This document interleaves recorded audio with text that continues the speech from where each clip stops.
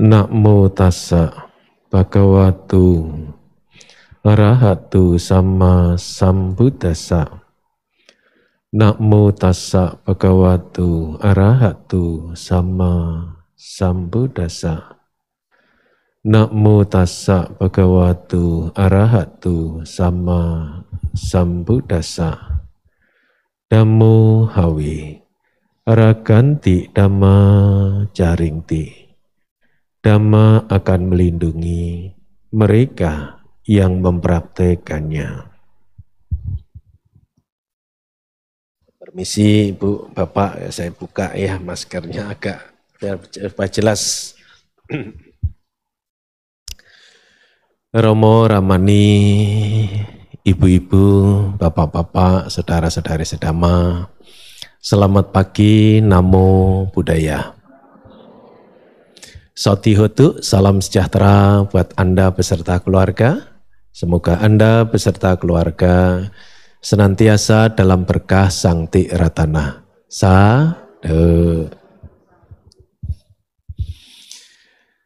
Ibu Bapak yang hadir secara langsung maupun yang bergabung bersama kami pada saat ini di rumah masing-masing melalui kanal YouTube Wihara Eka Dhamma Loka Surabaya melakukan puja bakti.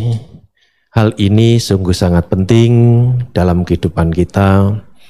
Maka saya tidak bosan-bosan mengajak Ibu Bapak menyisihkan waktu seperti ini, menggunakan waktu untuk digunakan puja bakti adalah hal yang sangat penting. Mengingat kehidupan kita ini terdiri dari nama dan rupa atau lahir dan batin.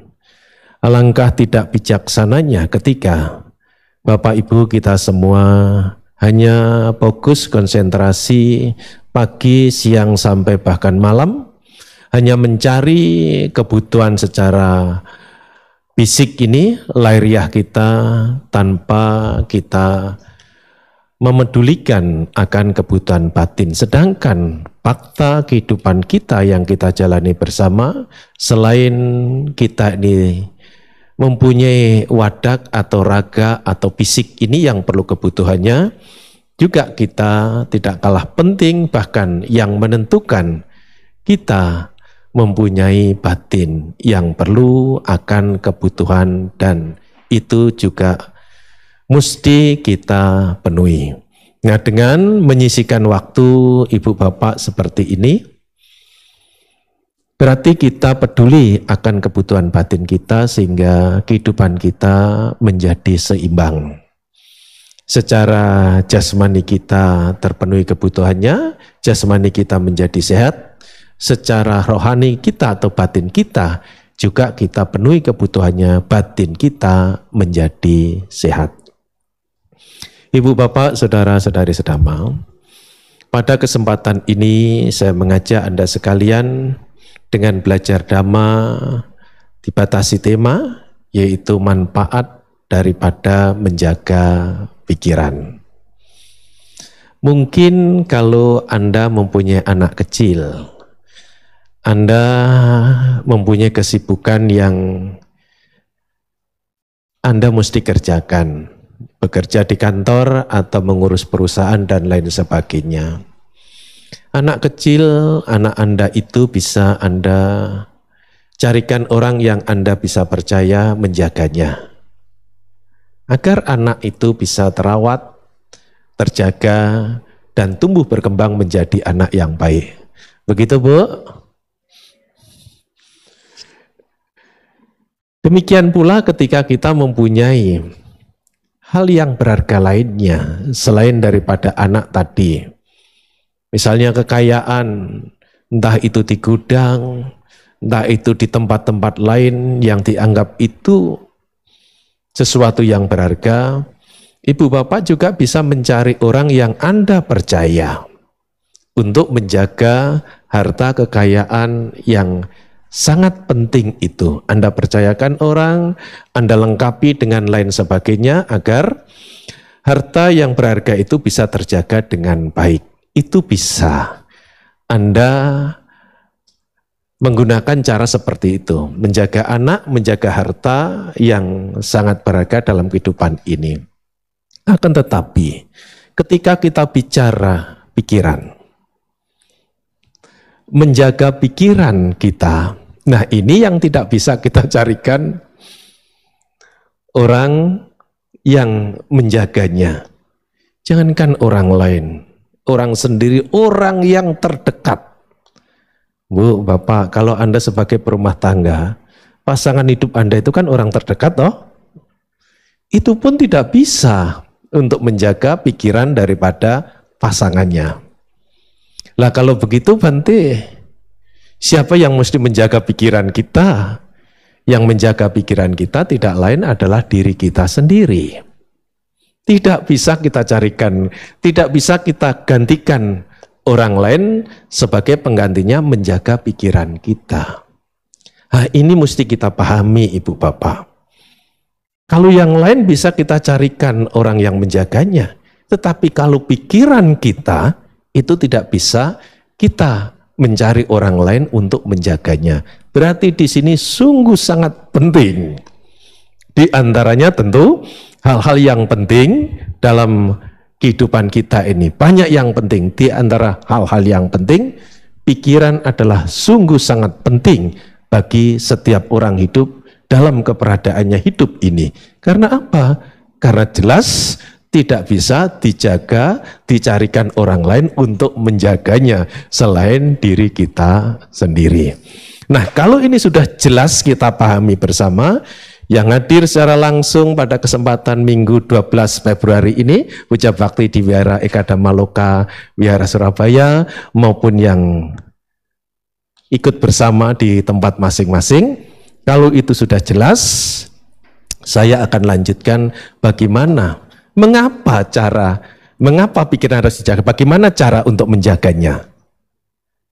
Sudahlah Bante, masa begitu saja nggak jelas. Sudah jelas bahwa menjaga pikiran itu sungguh sangat penting karena tidak bisa diwakilkan atau mencari orang lain untuk menjaganya. Walaupun itu orang yang sangat dekat bagi Anda. Jadi menjaga pikiran adalah tugas utama dalam setiap orang menjalani kehidupan ini. Berarti kalau itu tidak dijaga, Anda melupakan hal yang sangat penting dalam kehidupan Anda, walaupun yang lain juga penting. Kalau ini sudah jelas, saya akan mulai mengajak Ibu Bapak jika pikiran itu tidak terjaga. Gimana kira-kira kalau pikiran itu tidak terjaga? Lah ini perlu kita ketahui, supaya nanti mau diajak menjaga pikiran. Jika pikiran kita dalam kehidupan kita ini tidak terjaga, itu seperti apa sih pikiran yang tidak terjaga? Ibu, Bapak, saudara-saudari sedama, ketika pikiran itu tidak dijaga, pikiran siapapun loh. Tidak peduli biku sama nera, karena kita bicara pikiran bukan bicara status. Biku sama nera apa dispensasi Bante, apa ada bonusnya Bante? Enggak juga. Sama dalam hal ini, bicara hukum sama. Siapa yang bisa memahami, lantas bisa mengerjakan sesuai dengan rumus atau hukum dharma itu, dialah yang akan mendapatkan manfaat. Entah umat, entah biku, entah samanera, atau silani, mereka lah yang akan dapat manfaat. Kalau pikiran dalam kehidupan ini tidak dijaga, maka pikiran itu akan menjadi sumber daripada masalah. Sebelum saya lanjutkan, Ibu Bapak, hidup ini berharap dapat masalah atau tidak? Sama, saya juga berharap tidak dapat masalah. Yalah Bante, semua orang pasti berharap hidup ini tidak berharap mendapatkan masalah. Kalau itu yang menjadi pengharapan kita, tahukah bahwa sumber daripada masalah itu dari diri kita sendiri? Ketika pikiran itu tidak terjaga, pikiran itu akan menjadi sumber daripada masalah. Bahaya bukan bahaya ini, bertentangan dengan pengharapan. Tadi kan sudah saya tanya toh, masa saya ulang lagi? Enggak lah Bante, sudah ngasih ingatlah bahwa kita semua tidak berharap hidup ini mendapatkan masalah. Walaupun faktanya kita hidup itu tidak bisa lepas dari masalah. Karena hidup dan masalah itu satu paket. Satu paket. Kok bisa begitu, Bante? Iya. Begitu kita hidup itu sudah jadi objek daripada masalah. Nggak bisa terlepas. Itu namanya konsekuensi daripada eksistensi. Maka Buddha katakan lahir itu duka. Karena begitu hidup, kelahiran itu terjadi, itu tidak akan bisa lepas daripada masalah. Apa masalahnya? Tua. Apa masalahnya? Sakit. Apalagi tua dan sakit. Itu masih banyak. Apa masalahnya? Ketemu dengan yang tidak diharapkan. Berpisah dengan yang itu nggak bisa dibacakan mantra, Bu. Walaupun ahli mantra, ahli kuamya, boleh punya ahli-ahli itu. Boleh. Itu ilmu baik. Tapi toh yang ahli-ahli itu tidak bisa lepas daripada masalah sebagai konsekuensi daripada eksistensi. Boleh kita tidak berharap tidak mau mendapatkan masalah, tapi faktanya hidup dan masalah itu ternyata satu paket. Ini kita mengerti nggak ini? Kalau nggak kita mengerti, nah kita akan menggandakan nanti itu. Jadi satu ya, ini harus dimengerti. Oh, jadi masalah yang berkaitan dari konsekuensi itu tidak terlalu mendasar. Karena apa? Itu hanya resiko. Itu masalah yang bersifat pasif karena konsekuensi resiko daripada kelahiran.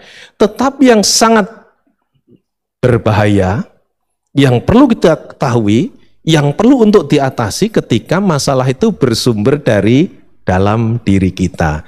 Ketika pikiran siapapun yang dalam menjalani kehidupan itu tidak terjaga, nah kesini lagi mesti poinnya.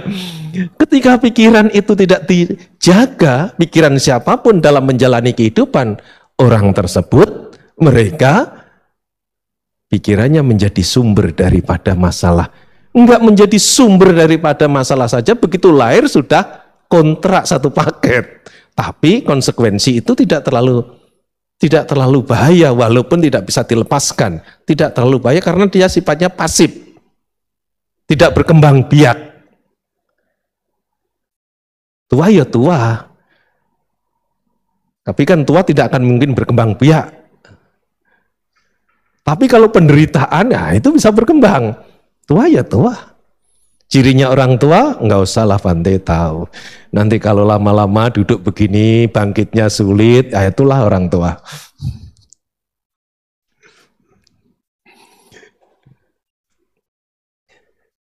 Jadi ketika pikiran itu tidak dijaga, maka pikiran itu menjadi sumber daripada masalah. Walaupun kita tidak berharap, saya nggak mau Bante hidup ini dapat masalah, karena hidup bermasalah itu tidak enak.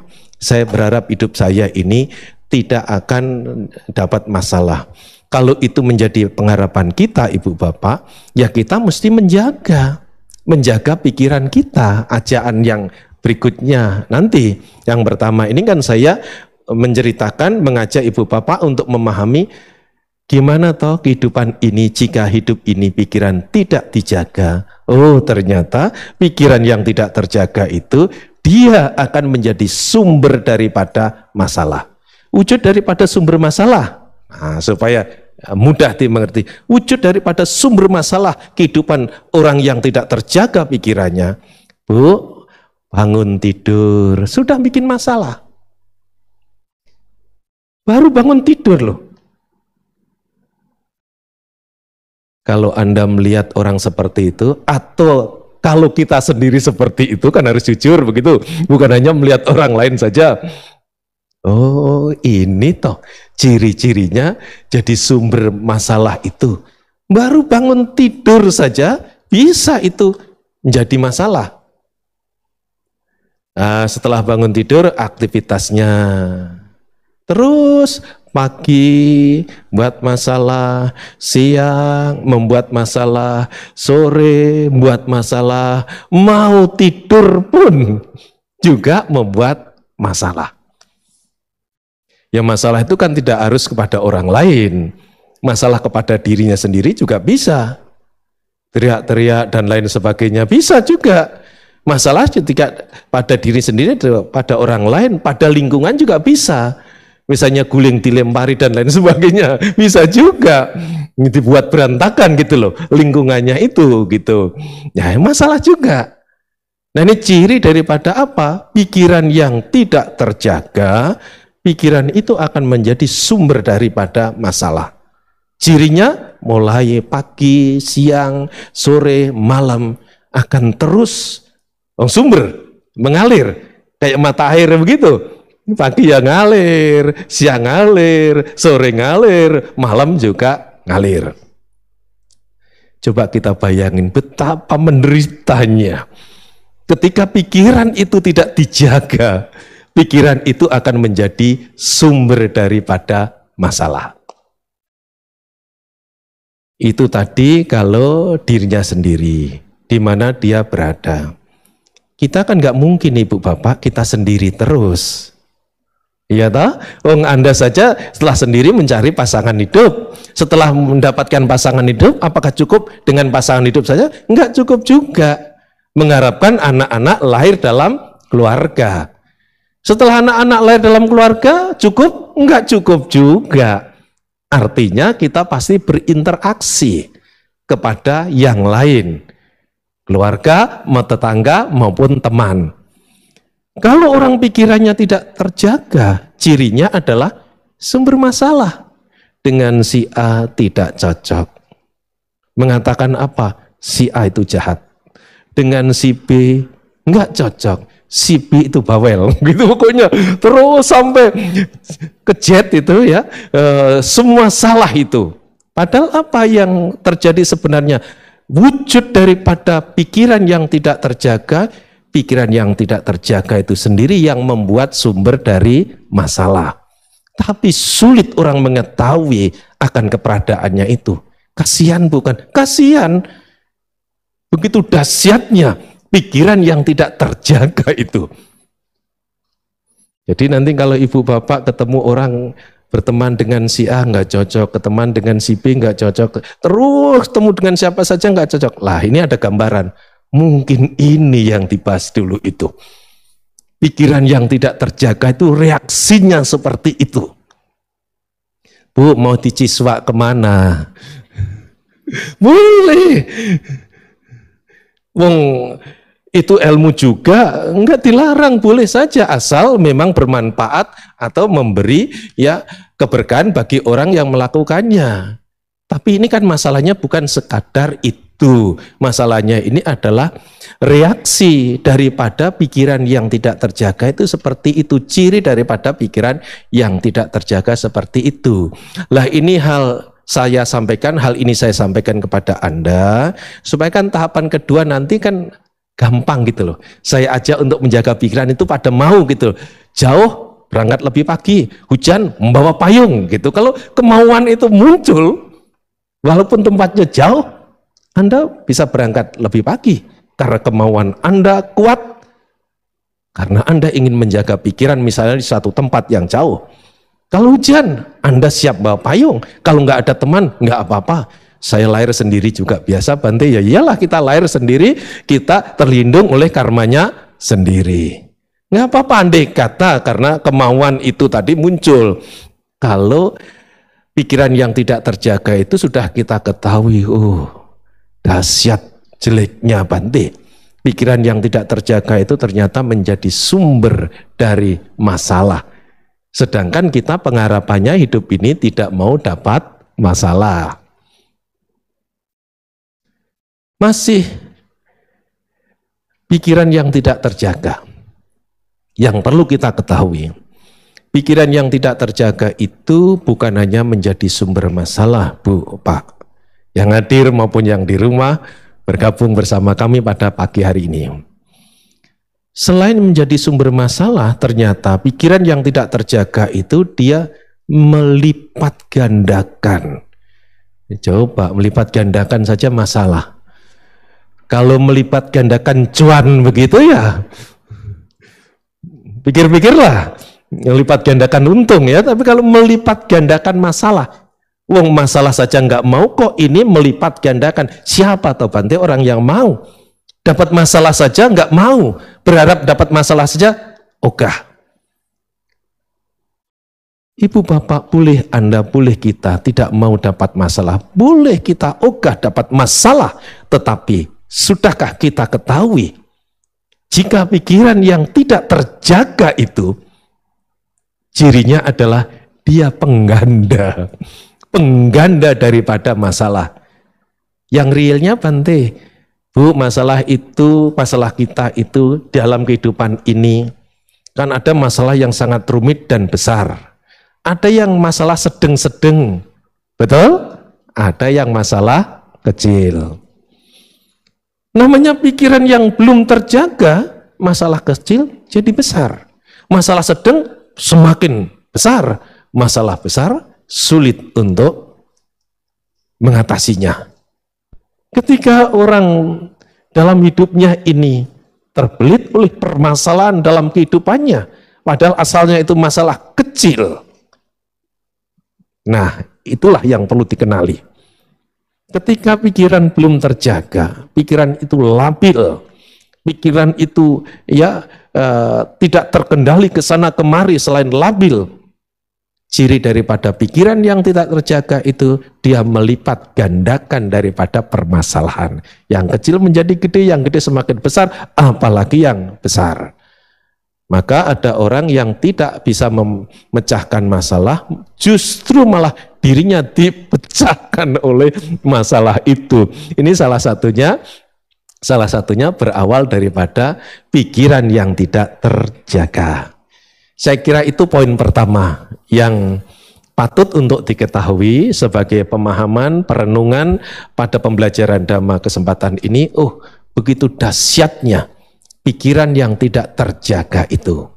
Nah, sekarang tahapan kedua, saya mengajak ibu bapak, saudara-saudari sedama yang hari ini untuk bersama-sama menyisikan waktu kita, menggunakan waktu itu untuk bersama belajar Dhamma sebagai sarana berbuat baik, karena kita meyakini kebajikan itu adalah yang sangat bermanfaat dalam kehidupan kita. Nah, kalau pikiran itu bisa terjaga, ini sebaliknya ini. Sebaliknya, ketika orang bisa menjaga pikirannya, maka pikiran itu tidak menjadi sumber masalah, tidak menjadi pengganda daripada masalah. Silahkan konsekuensi daripada eksistensi kelahiran kita tidak lepas daripada risikonya, yaitu tua, sakit, dan lain sebagainya tadi, karena memang itu tidak bisa dihilangkan dengan mantra maupun kuamia tadi, dengan ahli-ahli apapun nggak bisa itu dihilangkan, karena itu konsekuensi daripada kelahiran. Satu paket lahir dan masalah itu satu paket. Ketika pikiran kita bisa terjaga dengan baik, pikiran itu menjadi tenang, pikiran itu menjadi stabil. Ya, pikiran menjadi tenang, pikiran menjadi stabil. Bu, tua datang.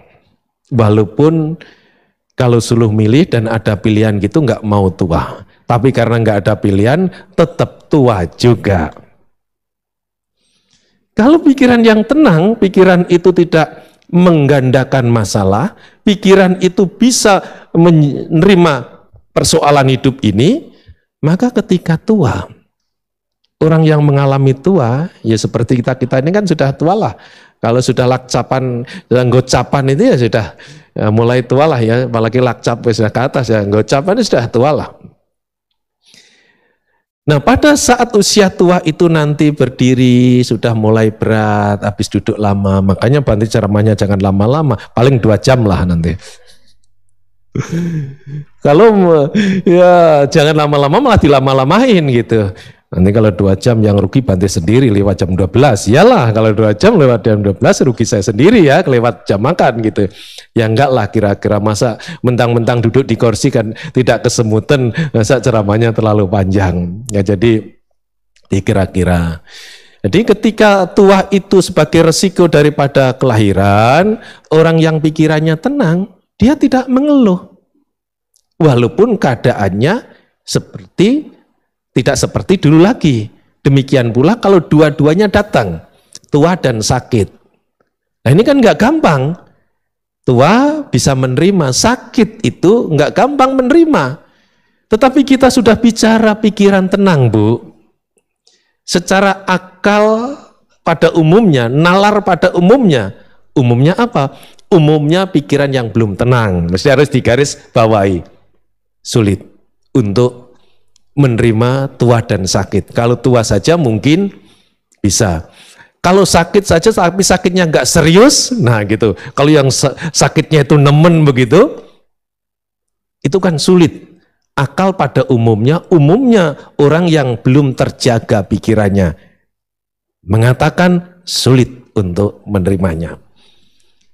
Pasti keluh kesah dan lain sebagainya akan mengikuti dalam keberadaannya tua dan sakit. Tapi kita bicara ingat, bicara pikiran yang terjaga. Jangan sampai kita mencoba melihat dari pikiran yang tidak terjaga. Ini ceritanya sudah pikiran yang terjaga. Pikiran yang tenang, batin yang sudah seimbang. Ketika tua, bisa menerima tua. Masih sulit lagi ketika kita sekarang misalnya pikiran kita belum seimbang, belum tenang. Masih sulit. Itu teorinya indah Bante, dalam pelaksanaannya tidak mudah Bante. Setuju ketika pikiran itu belum terjaga. Sedangkan kan kita ini tahapannya ceritanya pikiran yang terjaga. Nah ini mesti jangan digeser nih. Kalau digeser kontradiktif ini dengan teori yang pertama tadi karena ini memang lawannya. Kita bicara pikiran yang terjaga itu. Satu, dia tidak akan menjadi sumber masalah. Walaupun masalah itu datang konsekuensi daripada kelahiran, tua, sakit, dia cenderung bisa menerima. Karena dia tidak menjadi sumber masalah. Pikiran yang seimbang itu bisa menerima apa adanya, bukan ada apanya loh. Bukan begitu. Kan sering orang pada menggunakan istilah itu. Bisa menerima apa adanya hidup ini loh. Lahir konsekuensinya ya tua. Itulah adanya hidup. Bukan apa adanya. Apa adanya bukan ada apanya itu. Bukan ada apa. Paling dia itu pencitraan karena ada orang banyak, dia itu ada apanya ini. Nah itu kan ada apanya. Kalau apa adanya itu tidak dibuat-buat, tanpa pencitraan memang itu keadaan batin yang terjaga, pikiran yang terjaga. Satu, tidak menjadi sumber masalah, dia bisa tidak menggandakan masalah dan dia bisa menerima masalah sehingga masalah itu tidak akan bermasalah. Betapa untungnya Anda, betapa bahagianya kita ketika kita bisa menjaga pikiran itu, karena pikiran yang terjaga tidak menjadi sumber masalah. Dimasalahkan orang biasa, hidup di dunia ini kalau nggak dipuji dicela, kalau nggak untung rugi. Itulah hidup di dunia. Orang yang pikirannya terjaga, pikirannya tenang, dia langsung kembali. Di mana kita itu berada? Di dunia, bro. Nah, di dunia, langsung kita sadar di dunia. Nah, di dunia itu bagaimana rumusnya? Ya dipuji dan dicela. Nah, pikiran yang terjaga, pikiran yang tenang, batin yang seimbang, ini tidak beda. Itu maksudnya apa, Bante? Dua jari ini. Dipuji dan dicela itu tidak beda. Bagi pikiran yang sudah terjaga. Tapi kalau pikiran yang belum terjaga, ini beda. Dipuji menyenangkan, dimaki sangat menjengkelkan. Itu reaksi daripada pikiran yang belum terjaga. Tapi ketika pikiran terjaga, kita bicarakan tahapan kedua ini enggak ada bedanya. Toh itu hanya kata-kata saja namanya pujian. Toh itu cuma kata-kata juga namanya makian. Batin yang terjaga begitu ceritanya. Bu, ini sudah beneran atau baru cerita nih? Kok pada nggak ngakuin ini? Takut berbohong ya? Atau takut belum jadi ya gitu? Ini cerita ya. Kalau batin yang sudah seimbang, pikiran yang sudah terjaga itu begitu ceritanya. Lah soal kita belum sampai ke tahapan itu kan nanti tanggung jawab kita masing-masing, kan begitu. Ini cerita dulu, menyampaikan cerita pikiran yang terjaga itu tidak menjadi sumber masalah, tidak menggandakan masalah, bisa menerima masalah. Walaupun dimasalahkan pun tidak masalah. Karena hidup di dunia begitu, nggak salah disalahkan. Bu, pernah ngalami itu? Nggak salah disalahkan? Sering, Bante. Nggak salah disalahkan, sering. Tapi masalahnya kan reaksi kita bagaimana? Sudahkah seperti pikiran yang tenang atau pikiran yang belum tenang? Itu saja. Kalau pikiran yang belum tenang, awas nanti lain kesempatan. Kalau ada kesempatan gantiku maki. Nah itu kan reaksi pikiran belum tenang. Tapi kalau pikiran yang tenang, cerita kita tahapan kedua, gak masalah. Karena memang itulah resiko hidup di dunia. Nah ini tahapan kedua, pikiran yang terjaga itu saya ulang, tidak menjadi sumber masalah, tidak menggandakan masalah, bisa menerima masalah yang datang dalam konsekuensi daripada kehidupan ini. Nah sekarang bagaimana caranya untuk mendapatkan itu? Ya, jadi kan ini tidak berhenti pada pengetahuan tentang pikiran tidak terjaga, pikiran terjaga. Nanti kan nggak dapat manfaat. Ceritanya kita kan pada kesempatan ini manfaat pikiran yang terjaga. Kalau kita berhenti kepada itu manfaatnya sedikit, pengetahuan. Pengetahuan tentang pikiran yang tidak terjaga, pikiran yang terjaga. Nah sekarang kita bagaimana untuk berlatih menjaga pikiran kita. Karena kalau anak tadi bisa kita minta bantuan orang lain. Kalau harta bisa juga kita minta bantukan kepada orang lain. Tapi pikiran tidak bisa kita minta bantu orang yang paling dekat. Pasangan hidup Anda juga enggak bisa. Kan biasanya tanya Bante Google, nggak bisa juga. Mbah Google, suami saya ini sedang berpikir apa? Nggak bisa jawab dia. Kalau jalan apa dia bisa jawab. Suaminya ini berpikir apa? Nggak bisa menjawab juga dia. Karena itu tanggung jawab masing-masing setiap individu menjaga pikirannya. Ibu bapak, ada dua cara. Satu, usaha yang benar. Kedua, penyadaran. Ya nanti kita bisa pilih mana yang cocok, yang bisa kita lebih mudah untuk dilaksanakan dalam kehidupan sehari-hari. Karena tanpa melangkah ke sana kepada usaha yang benar itu, tanpa untuk berusaha menyadari akan munculnya pikiran itu, maka kita belum akan dapatkan manfaat yang signifikan.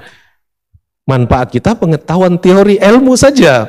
Tapi tidak akan bisa mengubah kehidupan kita, akan menjadi lebih baik, tidak akan mungkin. Nah, oleh karenanya usaha benar di sini adalah cirinya yang tidak baik itu akan menjadi baik, yang baik itu akan semakin baik, itu ciri khasnya. Ketika Anda bergerak, ketika Anda berusaha, ketika Anda melakukan sesuatu, kalau ada tanda ini yang tidak baik menjadi baik. Yang sudah baik semakin baik. Yang akan muncul tidak baik tidak jadi muncul. Yang belum muncul yang baik akan bisa muncul. Nah ini ciri daripada usaha yang benar. Maka ketika Anda duduk, Anda berdiri, Anda berjalan, Anda beraktivitas, pertanyaannya adalah sempatkah kita pada waktu aktivitas keseharian itu, kita juga memantau, memperhatikan pikiran kita. Jangan-jangan asik dengan kesibukan kita secara jasmani. Tambah-tambah nanti tambah dengan kata-kata. Kalau cocok tertawa, kalau nggak cocok ngomel gitu kan. Jangan-jangan cuma berhenti dalam tahapan itu. Nah ini bukan menuduh ya, nah ini cuma kita masing-masing untuk kembali kepada diri sendiri.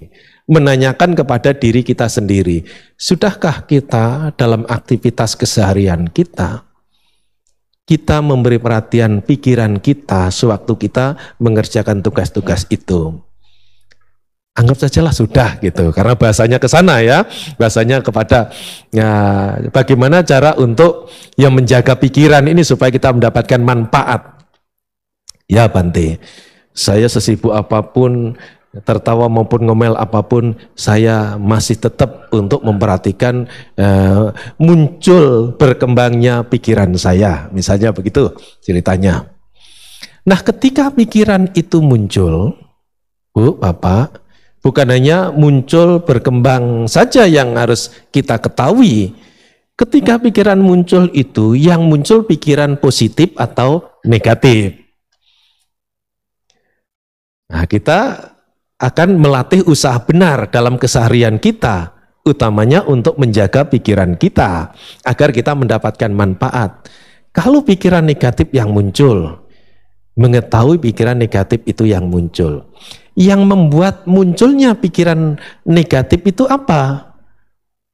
Tetangga itu loh Bante, galaknya luar biasa. Misalnya ya, ini kalau pas ada yang punya pengalaman begitu, ini bukan request loh ya, jangan sampai nanti, aduh ini siapa yang ngasih tahu saya, yang ngasih tahu Bante ya gitu. Enggak lah, ini contoh yang umum-umum saja. Tapi kalau pas bukan berarti saya kerjasama dengan ya ibu bapak yang lainnya gitu ya. Misalnya itu contoh, pikiran negatif itu muncul. Kan pikiran negatif muncul itu tidak muncul begitu saja, ada sebabnya. Yang memicu penyebabnya pikiran muncul itu siapa? Tetangga yang ada masalah dengan orang tersebut. Pikiran itu muncul. Lantas makin berkembang Bante, karena saya ingat sifat-sifat buruknya, dia nggak kira-kira kalau ngomel dan lain sebagainya, bicaranya nggak terkendali Bante. Ya semakin berkembang. Pikiran negatif itu semakin berkembang. Ibu bapak saudara-saudari sedama, ketika pikiran negatif itu muncul dipicu oleh tetangga tadi, kita ada upaya enggak untuk mencegahnya? Kalau tidak ada upaya untuk mencegahnya, dia akan berkembang.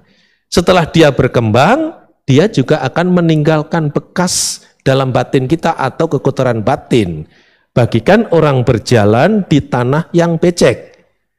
Walaupun orang tersebut sudah meninggalkan tempat itu, tetap ada bekasnya. Tapak kakinya di jalan atau di tempat yang becek itu.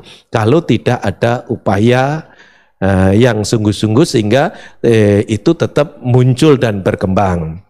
Misalnya tetap muncul dan berkembang Bante, upaya saya yang saya lakukan itu tidak berhasil. Tetap dia muncul dan berkembang. Nah ini ada upaya yang kedua. Kalau cara itu tidak berhasil karena terlalu kuat, kekotoran batin itu terlalu kuat, terlalu membekas pengalaman yang tidak baik dengan objek atau pemicu itu, sehingga pikiran yang negatif itu muncul dan berkembang. Dicegah pun tetap muncul dan berkembang karena pencegahannya, upayanya itu belum militan, sedangkan kekotoran batinnya itu sudah dominan. Kewalahan lah istilahnya, ember tidak bisa nampung air yang melebihi daripada kapasitasnya ember tersebut. Yang kedua adalah cara menjaga pikiran, jangan dengan upaya untuk mencegah dia nggak muncul. Ketika dia ada pemicunya, contoh tadi. Ya, jadi cara yang kedua ini apa Ibu Bapak? Cara yang kedua ini ya latihan meditasi, yaitu munculnya ketahui dan sadari bahwa pikiran negatif itu muncul, pemicunya adalah dengan tetangga tadi, ya itu muncul, biar muncul secara alamiah.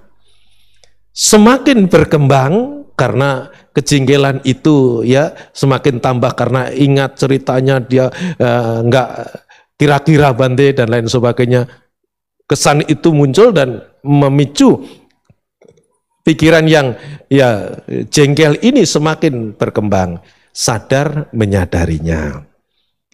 Yang ketiga, pikiran itu akan berlalu. Karena itu ciri khas daripada, rumus daripada keadaan apapun di dunia ini, yang dikenal dengan istilah anicca. Bentuk anicca itu tadi adalah muncul, bertahan atau berkembang, dan akhirnya berlalu. Cukup sadari ketika tidak bisa untuk menyetop berhentinya munculnya pikiran negatif itu, hanya menyadari munculnya, berkembangnya, dan berlalunya. Ketika kita bisa menyadari ibu bapak, ibaratnya orang jalan tadi tidak di tanah yang becek. Kekotoran batin itu muncul, wujudnya pikiran yang kesel, marah, berkembang dan akhirnya berlalu, tapi dikontrol dengan sadar itu. Sehingga apa? Pikiran tidak akan berkembang biak, hal-hal yang tidak bermanfaat dalam pikiran, dia tumpang lewat, muncul bertahan hanya untuk berlalu. Ketika ada sadar, menyadarinya. Tapi kalau itu enggak disadarinya untuk mengontrolnya, enggak mungkin seperti itu. Dia tetap seperti kayak orang berjalan di tanah yang becek tadi, meninggalkan bekas atau kotoran batin. Maka disinilah pentingnya latihan penyadaran diri. Objeknya salah satunya adalah pikiran tadi. Kalau pikiran itu sulit, nanti bisa diturunkan yang mudah, fisik. Makanya kalau latihan meditasi kan dianjurkan pada waktu duduk sadar menyadari duduknya. Kalau berdiri sadar menyadari saat berdiri, kan begitu. Saat melangkah, lah ini yang lebih mudah daripada yang pikiran tadi. Nah, tapi ini cara menjaga daripada pikiran. Munculnya negatif maupun positif, mesti sadar menyadari. Loh, yang positif kok disadari, Bante? Iya, kalau nggak kita sadari, yang positif itu juga akan bisa menimbulkan negatif. Kok bisa begitu, Bante? Melekat dengan yang menyenangkan. Pikiran yang positif itu, ketika sadar menyadari, dia muncul yang positif, dia berkembang yang positif, dia pun akhirnya berlalu anicca juga. Yang positif ini anicca juga. Nah, ketika objek pikiran muncul, berkembang dan berlalu negatif maupun positif, sadar ini menyadarinya. Inilah cara menjaga pikiran. Supaya kalau pikiran negatif tidak menimbulkan kemarahan, supaya kalau pikiran positif tidak menimbulkan kelekatan, ketergantungan kepada hal yang positif itu. Nah, ketika orang bisa menjaga pikiran itu, Ibu Bapak, maka pikiran yang terjaga, pikiran akan menjadi pikiran yang positif tetapi tidak menimbulkan kelekatan. Ya, bukan yang positif masih menimbulkan kelekatan karena ini dijaga. Nah, ini sangat penting sekali, itulah manfaat daripada menjaga pikiran, karena pikiran akan menjadi positif tapi tidak menimbulkan kelekatan. Harus dibedakan ini, pikiran positif bisa menimbulkan kelekatan, positif menjadi negatif, apalagi yang negatif bisa menjadi lebih negatif. Itu belum usaha benar, belum kesadaran yang untuk membawa kemajuan. Ya, satu hal, ketika pikiran terjaga, Bu, jamnya kok sudah jam 11, apa ini jarumnya kecepatan ya? Padahal saya kira cerita baru sebentar kalau sudah ada jam 11 ya. Jadi manfaat daripada menjaga pikiran, pikiran itu akan menjadi pikiran yang positif tetapi tidak munculkan kelekatan. Ini khusus. Kalau pikiran positif kan sering, tapi pikiran positif menimbulkan kelekatan dengan saya kepingin kayak pikiran yang kemarin lagi, yang tenang lagi, yang itu enggak. Nah, kalau itu yang positif bisa menimbulkan negatif karena tidak ada penjagaan. Sadar itu tidak akan menjaganya, akan bisa begitu. Nah, maka manfaat daripada menjaga pikiran adalah pikiran itu akan menjadi positif, namun tidak menimbulkan kelekatan kepada hal yang positif. Ini manfaat yang sangat penting. Ketika pikiran kita itu sudah positif, Ibu Bapak, kita dapat 2 bonus. Manfaat lagi nih, manfaat daripada menjaga pikiran, pikiran itu akan menjadi positif, tidak menimbulkan kelekatan, tidak akan menimbulkan hal yang negatif. Dengan istilah lainnya, manfaat berikutnya, ketika pikiran itu terjaga, kita akan dapat bonus 2. Ucapan kita juga akan terjaga, perbuatan kita juga akan terjaga. Ini otomatis. Oleh karenanya, ini dikatakan ya bonus. Kalau nggak percaya, Bu, di rumah ada teko? Di rumah ada kendi?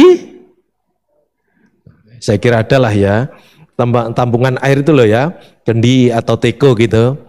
Nah, kendi atau teko itu kan ada 2 lubang, yang atas dengan yang samping.